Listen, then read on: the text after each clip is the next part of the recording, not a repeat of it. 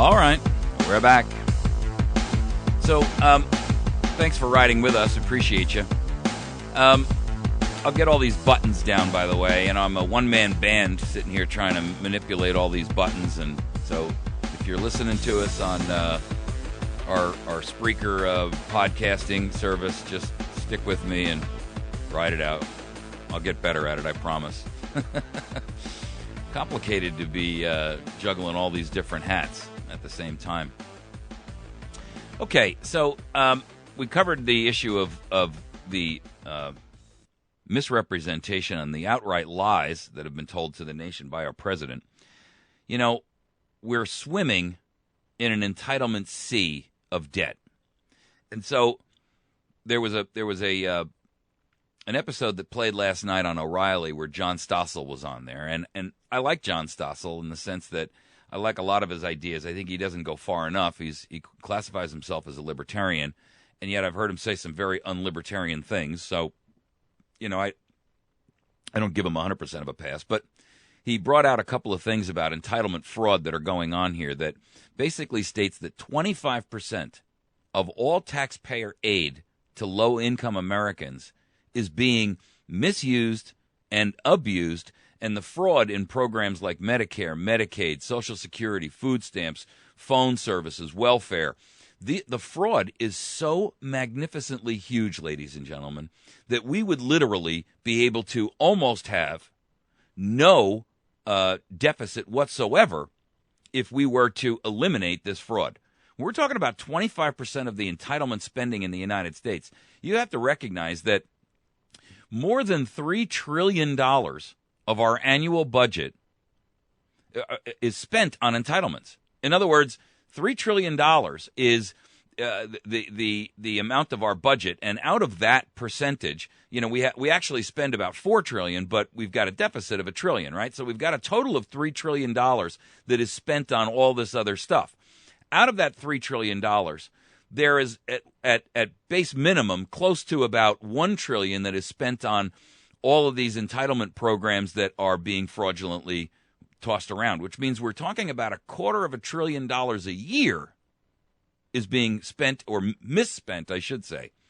And some of the things that he talks about here are quite startling. Stick with me because I want to play you this segment. It's about four minutes long, and I think you'll find it eye-opening, to say the least, and then we'll talk about it a little bit afterwards. All the tax money that federal and state governments give in entitlements to low-income Americans is misused. Recently, the CBS TV station in Sacramento, California, did an undercover report on food stamp fraud.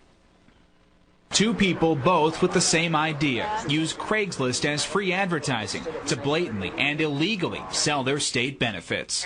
Our hidden cameras rolling. A woman we'll call Lori tells our undercover producer about her brilliant idea to game the system for a quick buck.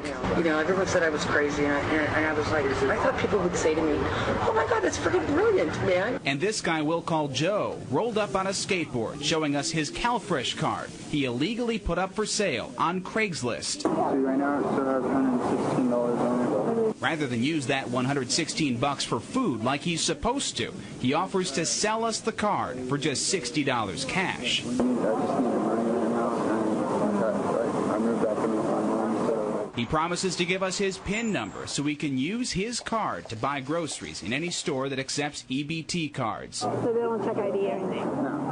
Joe freely admits he's done this before for family and friends, saying, don't worry, we won't get caught. Lori doesn't even think what she's doing is wrong. I feel justified in what I'm saying and what I'm doing. She would use the cash for a car to get to work. I figure it this way. They're already giving me the money, okay? Here now with more on the fraud problem, the big picture, Fox Business anchor John Stossel. So, you know, you could say, you can make an argument, well, there's going to be thugs and thieves everywhere. You know, no system's going to run perfectly. But the stats for Medicare, for example, are just unbelievable on how much money is being wasted. And the Inspector General just came out with $29 million in drug payments to people illegally in the United States. What does that mean, $29 million in drug payments? It means bogus prescriptions? Or real prescriptions to people who aren't supposed to be reimbursed for them.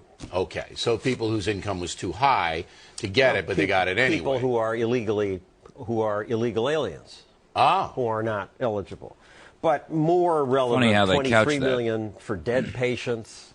For Medicaid? Right, Medicare. 25 million for dead doctors. And this, What? 25 million for dead doctors? What does that mean? It means the doctor has this book, and he says, okay, I treated someone for Bill O'Reilly disease and put all this in. Yeah. Somebody's filling it out for the doctor who has died. And they So the keep sending doctor's out the dead. money. Right. Somebody's filling out forms that they have saying that he's still alive, treating somebody, and the money rolls in. How do they cash a check in the doctor's name? They lie about who they are. So they'd have to have a whole ID worked up by the dead doctor, and you could do that. You It's could get often a forms. relative of the doctor. But any of these big programs, this stuff is going to happen. And HHS admits there's 60 billion. These are just millions, 60 billion in fraud on Medicare. And Just on Medicare? Just on Medicare. $60 billion a year? $60 billion fraud and waste. So if Obamacare kicks into this 30 million people getting subsidized or free, you got to assume that the same kind of situation is going to be. Very interesting. I don't know. I got buffered there. So here's my point. At the end of the segment, essentially what it comes down to is that Stossel agrees that we are looking somewhere here in the tune of about $250 billion a year is being wasted and squandered on these different programs. And, of course, the problem with that is that when we're talking about $250 billion, that's a magnificent, that's a huge percentage of the amount of money that our nation is spending every year on all of these different programs. I mean, it's an absurdity to assume that $250 billion a year is, we can afford to just toss that away. I mean, when we're talking about that level of fraud, it's more than disturbing. It is outright inexcusable. And many of these administrative agencies who are in charge of this fraud and know about it, and they're the ones who are in charge of, rooting it out and resolving it, don't do so. In fact, they openly acknowledge and admit that it exists, but they refuse to take any action to prohibit it or stop it. To me, that is, a complete betrayal of everything that this nation and the people that we place in charge are supposed to be doing. If you sit there and say to someone, we're going to give you delegated authority to act in a certain manner, and that we explain to them that it is therefore their responsibility to act in a certain manner, that is inexcusable. It is unconscionable that they should be able to allow this fraud to go on, but not take action to prohibit it. And ladies and gentlemen, I got to tell you, to me, that is just that's the top of the cake. America is a very, very generous nation. And I think the vast majority of people don't have a problem with helping out those who need help. But I've got to tell you, no one denies that we have a major problem. And yet those people who are, for all intents and purposes, exclusively in charge of rooting out the problem and ending it, refuse to take action. And that is perhaps the most disturbing aspect of this. $250 billion a year of Americans' taxpayer money is being squandered. Ladies and gentlemen, I mean, when we're talking about that kind of money, we would eliminate the vast majority of all of the budget crunches that we have if we just ferret it out and stop it. But why won't it be stopped? Well, for starters, the people who are actually responsible for it, they don't have a necessity to stop it because they're not charged with being frugally. Well, first of all, there's no profit at the end of the day. They don't run it like a business, right? And secondarily, it's not really their money. They don't have to be answerable to anyone. That's the problem with administrative agencies, is they are 100% unaccountable to anyone. And that is a major problem. You cannot have a nation that is unaccountable, for all intents and purposes, to the taxpayers to the tune of $250 billion a year. I mean, look, that's not a sustainable situation. When you talk about that kind of money, I mean, it's not even,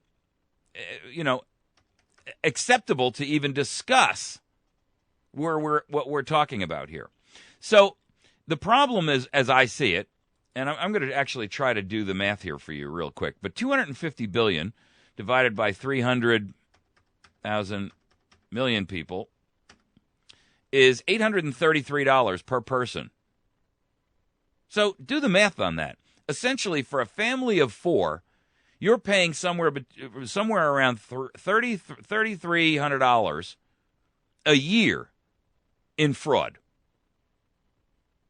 That's the cost to every American family, assuming we're talking a family of four. $833 for every man, woman, and child. Now, we know, beyond a shadow of a doubt, that the total number of taxpayers is actually about a third of that percentage. So do the math. Every taxpayer is responsible for around $2,500 a year in fraud. $2,500 a year. I mean, come on, folks. $200 a month would enable you to buy not a great car, but buy a cheap car. I mean, you could lease a car for $200 a month. So the point is this: when we talk about the total amount of fraud, and you talk about the burden on our society, for every American to be responsible for roughly $200 per month in fraud, every taxpayer, is unconscionable. I don't know what your level of income is. I don't know what the average is nationwide. It's what, $55,000 or something like that. Actually, it's actually down to $52,000. When President Obama took office, it was actually it's dropped $3,600 since he took office per family member. So not only have you seen your income fall $3,600 a year since 2008 when President Obama took office, but you're responsible, and he's not solely responsible for this, but you as a taxpayer are responsible for an additional $2,500 of fraud on top of that. That's insane. You're paying $6,000. You've lost $6,000 a year between fraud and an income collapse since the Obama administration has taken office. Ladies and gentlemen, that's $500 a month. What can you do with $500 a month? I mean, we're talking so far outside the realm of reality at this point that unless we get these entitlements reined in, we are so far outside the scope of where we can, realistically move forward as a country. We are strapped to the gills with debt. And when we talk about this level of fraud, it is inexcusable, unconscionable, and quite frankly, at the point of criminality. It really is. We have reached the point of criminality on behalf of the elected officials who are allegedly supposed to be overseeing our money supply and our national, expenses. I mean, this is just insane. And I can't give. There is no more ability to say, well, let's just investigate it later, or we'll talk about it later. We can't kick this can down the road anymore. To take those numbers and extrapolate that every American taxpayer is responsible for somewhere around $2,500 a year, $200 a month, I find that unconscionable. If you knew that the money was being used appropriately, and don't forget that if it's only 25% of the fraud, right? That means that you're actually spending, if 25% of it is fraud and it's $2,500 a year, that means it's $10,000 a year that you're responsible for totally for entitlements. Holy smokes. And out of that 10,000, fully 2,500 of it is given away to people who are not entitled. Wow. I mean, if that doesn't tell you that we live in a, and I got to tell you, I no longer look at this as a nanny state. I look at this now as we move forward in time. We are no longer a nanny state. What we are now is we have reached into the area of criminal police state. Because this money isn't being, you're not volunteering to give this money up. It is being coerced from you. It is being taken from you by force of police power. And that, ladies and gentlemen, puts us in an entirely different new political light. I can't fathom. Okay, we're going to take a quick break. When we return, we're going to talk about our third topic, which is nationalizing America. You know, we have nationalized the student loan industry in the United States of America. And I got a couple of problems with that, not the least of which is that it is exactly what antitrust regulation under the Sherman Act is supposed to bar. You know, the Sherman Act is supposed to eliminate monopoly. Well, when the government nationalizes an industry and takes upon itself with taxpayer money all student loans and bars banks and other lenders from being able to make those loans, hey, ladies and gentlemen, if you don't think that that is a violation of free enterprise and the free marketplace and the Sherman Act, it's the same thing with the healthcare law. You have to buy insurance, but you have to buy it through the government. And let's stop trying to gild the lily. The real goal of the entire healthcare debacle is really not about healthcare. It's about, and if you think for a moment that the ultimate goal here is to nationalize the healthcare system in the sense that that the government is not ultimately looking for universal payer, well, that's on you. I mean, you're fooling yourself there. Okay, we're going to take a quick break. When we return, we're going to tackle this topic of the nationalizing of America. Is totalitarianism in sight when we look at some of these examples? I posit the answer yes, but that's just me. I'm going to let you make your own decision. I'm just going to give you some information. Hopefully you'll take that information, go out and do your own investigation with that as your precursor, if you will, and or the kernel, and you'll grow it into some level of fruit that you'll be confident and comfortable, gives you the ability to make an informed decision moving forward. You're listening to America's Voice Now. My name is Michael Evans. You can find us on the web by going to americasvoicenow.org. You can visit us at our Facebook page, and please like it. You help us to expand our influence, and it expands your influence suddenly to a whole new group of friends as well. So please like our Facebook page at facebook.com/America's Voice Now.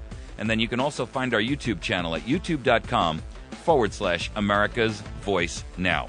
We'll be back in just 1 second.